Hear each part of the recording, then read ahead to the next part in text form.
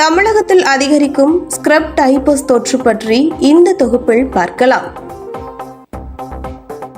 தமிழகத்தில் scrub typhus என்ற bacteria தொற்று அதிகரித்து வருகிறது.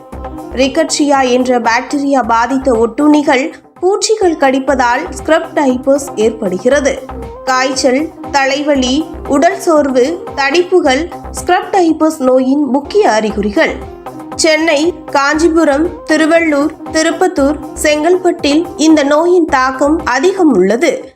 தமிழகத்தில் கிழக்கு மற்றும் மேற்கு தொடர்ச்சி மலைப்பகுதிகளிலும் ஸ்க்ரப் டைபஸ் நோய் தாக்கம் அதிகரித்துள்ளது.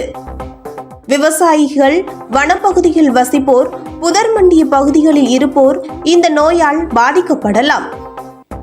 நோய்க்கு மருத்துவர் பரிந்துரைப்படி அசித்ரோமைசின் டாக்சிசைக்ளின் மருந்து தரப்படுகிறது. இவ்வாறு பொது சுகாதாரத்துறை அறிவித்துள்ளது.